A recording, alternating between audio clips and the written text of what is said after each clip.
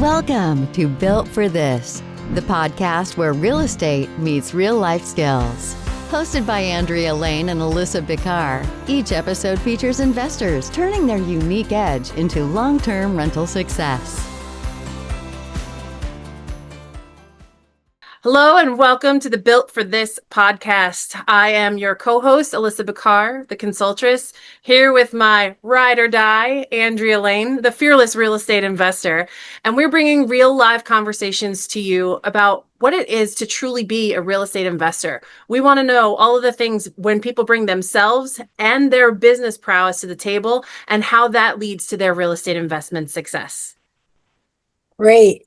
Well, I'm here today to introduce Anita Onesti. I'm very excited about introducing Anita. We've been friends for 6 or 7 years now, maybe longer. And she started in real estate about that time. So Anita, tell us a little bit about what you do and how you got into it.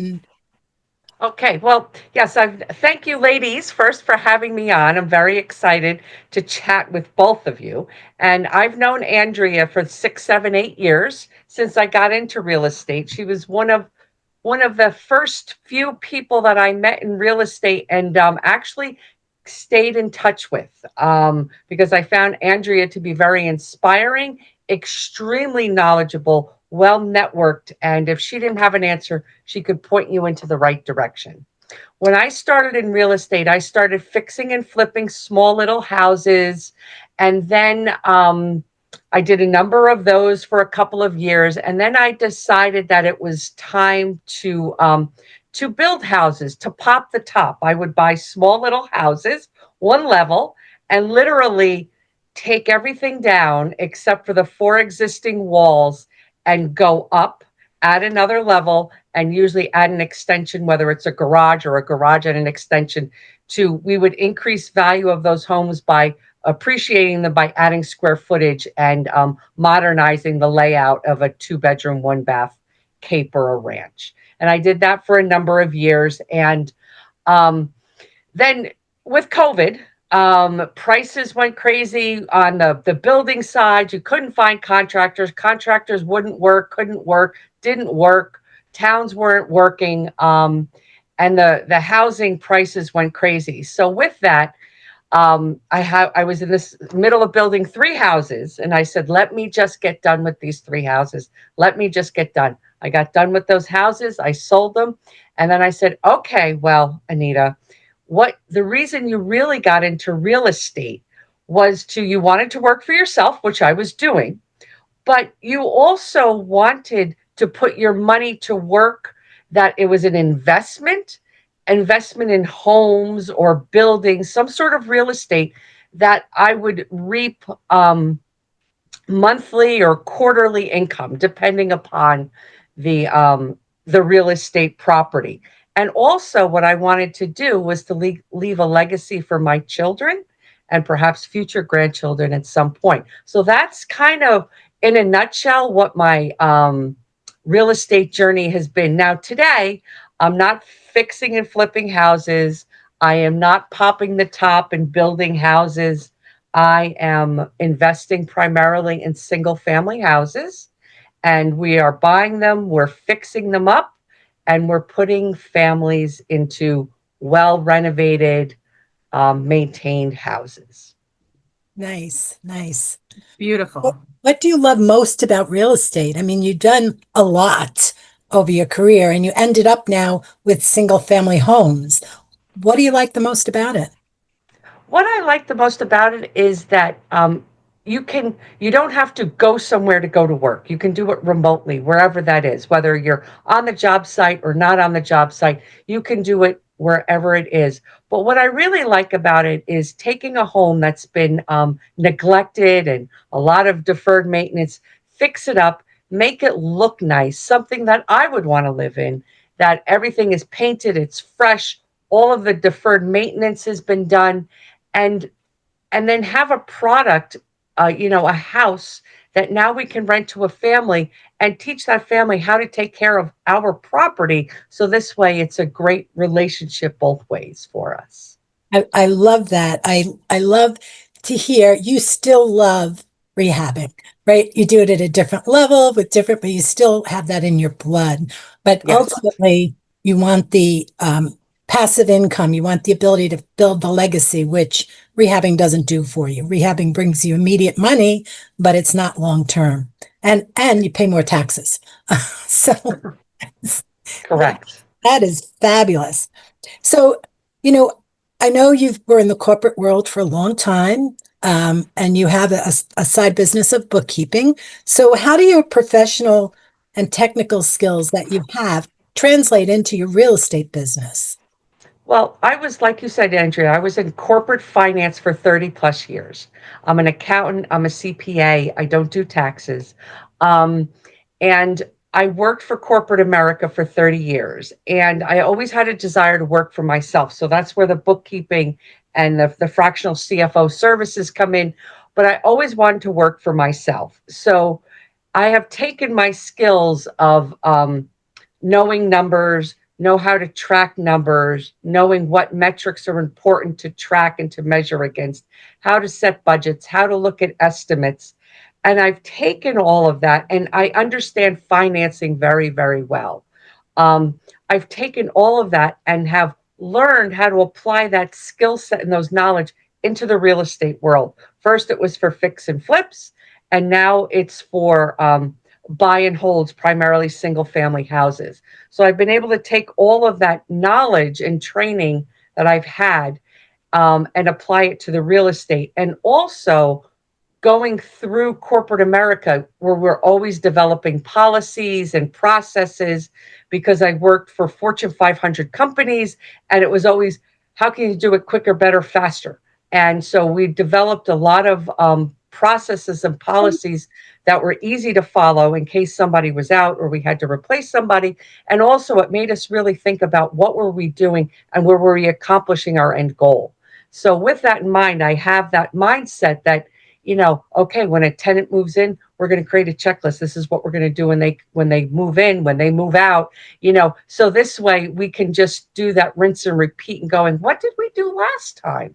So I've taken those skills and those that I built up in corporate America and seeing the value in them, and have applied it into my own real estate business. Super. Yeah. That's the way to do it.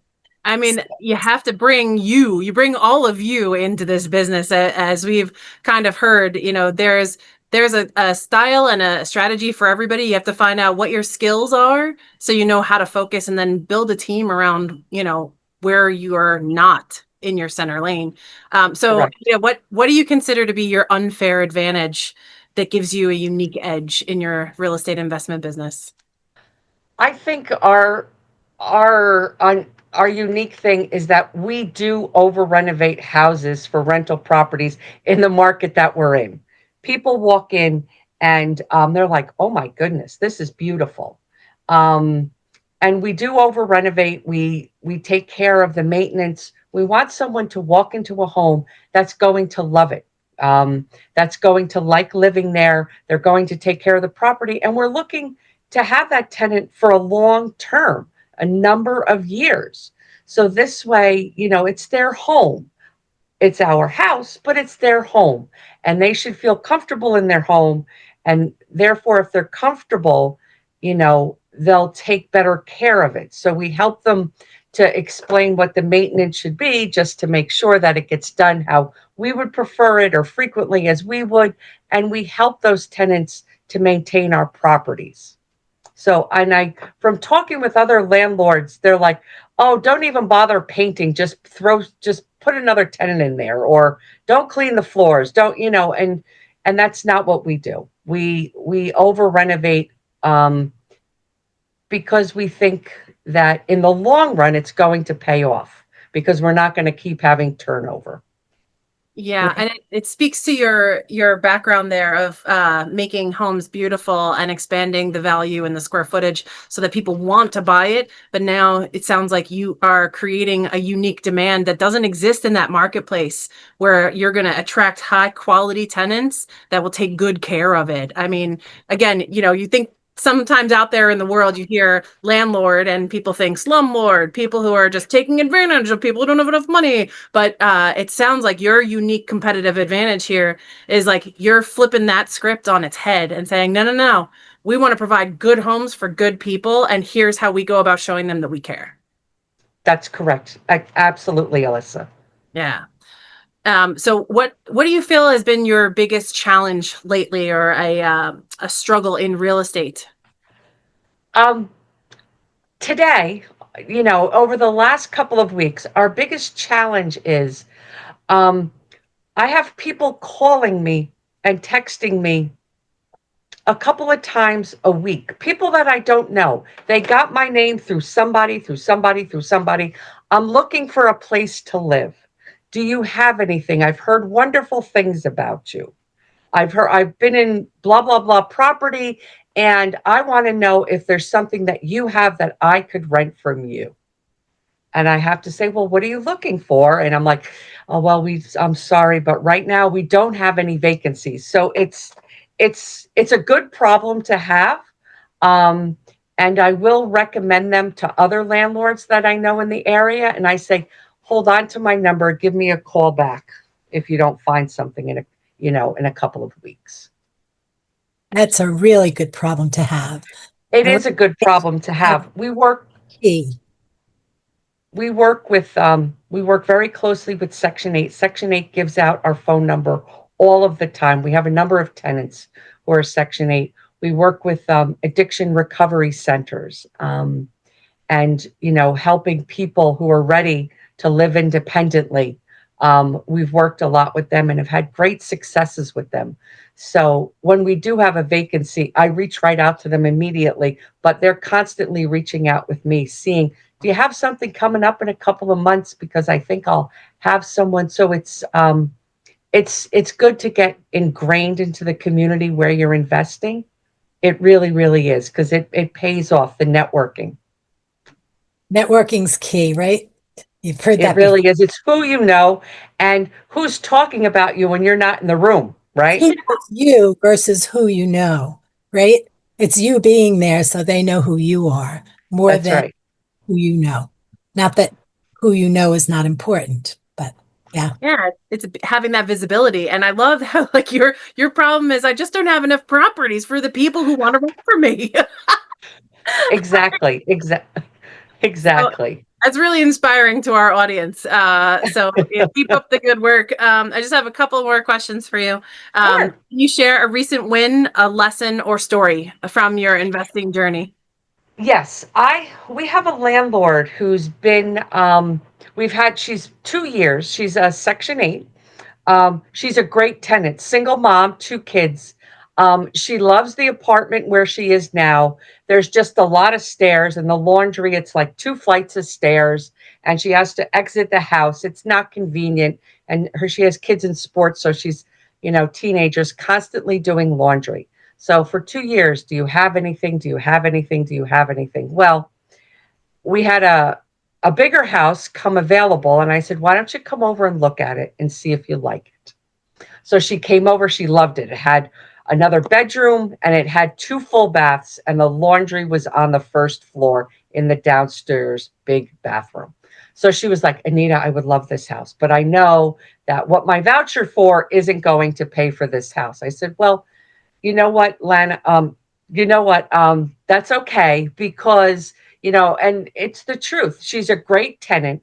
She keeps her apartment immaculate. We have very few maintenance issues with her. And when we do have an issue, she calls right away and we take care of it. And she's just a great tenant.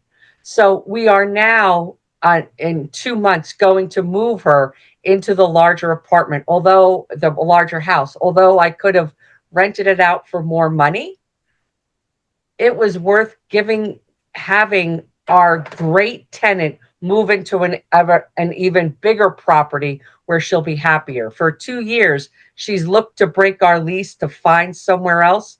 But every time she looked at what else was on the market and different landlords, slumlords, like we talked about previously, she decided it wasn't worth changing for. She'll just deal with all the stairs. You So know, it was very fulfilling to be able to, to work that something that works for all of us. Yeah, it's amazing when you have a good tenant. I'm a big believer in raising rent every year. Just doesn't have to be a lot, just to make sure they know your expenses go up. You have higher taxes and higher insurance. I know that well. Um, but when you have a tenant who does everything right, they take care of your property, they pay on time. You have to really weigh, is that little bit of extra money going to be worth having your property taken care of? Because at the end of the day, your tenants are really your property managers. They're the ones who manage them. They're the ones who live there and know it. So that's a great story. I absolutely love it. Yeah. Yeah. And for me, I'm a finance person, so I'm always thinking about the numbers. So for me, it's like, no, go look long term, not short term, because in the long term, you're going to make off better than in the short term. Yeah. Yeah. And also with the Section 8 and a new lease in a new place, I know they have rules and regulations around how much you can raise and how much they will pay for. But when you're signing a new lease, it brings it to terms. It brings it to where the thresholds are today with that program because you're beginning a new lease. So you may have been able to capitalize on a rent increase without having to increase her portion of the rent. And so the other thing I heard you say is like, I'd rather have somebody who is preserving my investment than chasing the short-term dollars for someone who's going to care less about it. And I'm going to have to go in at turnover and pay more to bring it back to integrity the way that we like to rent. That's correct. And you have to have that long-term thought process because you want your tenants to stay there. You want them to take care of your properties. When they have an issue, you want them to let you know about it. And it pays off in the long run. And like Andrea said, you raise rent because they understand what's going on with taxes and insurance. So we raise the rents, and those tenants, they're really the lifeblood of our business, because if we have terrible tenants who don't pay and destroy your house, right? That's the worst tenant. Nobody wants that. We all have them here and there, but we don't want them. We want the good tenants. The good tenants being the ones that pay on time. The police aren't there, right? They don't have to come to the house for issues.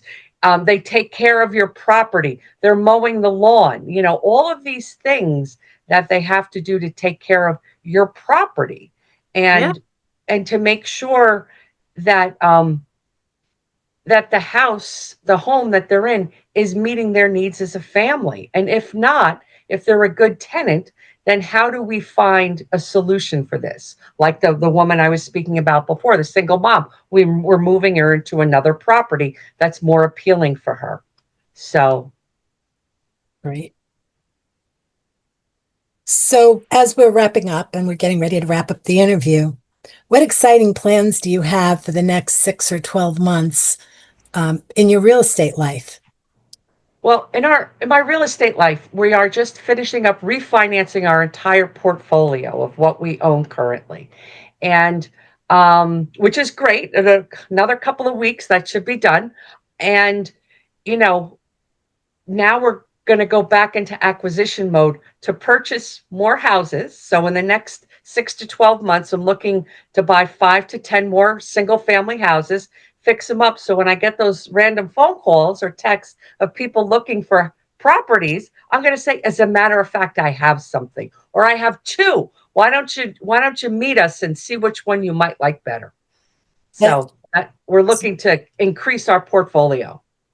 That is fabulous. So I'd like to thank you so much for being here today and for sharing some of your insights and your thoughts with us.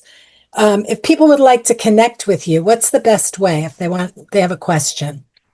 The best way would probably be to email me.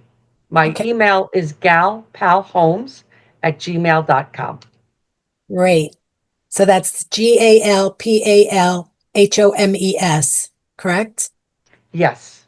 Excellent. Okay, fabulous. Thanks again, Anita. We really appreciate this. Thank you for having me today. This was enjoyable, ladies. Yeah, I listen, we're geeks for this kind of stuff. We love to hear about what good people are doing in the world and how they're creating success for themselves. And it really doesn't need to seem like your secret sauce is putting all of who you are into this business model that you've made. So thanks for being an inspiration to us and to all of our listeners out there. If you are listening on the broadcast, stay tuned. We have another episode coming right up after this. Don't go away. You heard it here first on the Built for This podcast. This wraps another episode of Built for This. If you're a real estate investor with a unique edge, apply to join us at builtforthisshow.com/guest.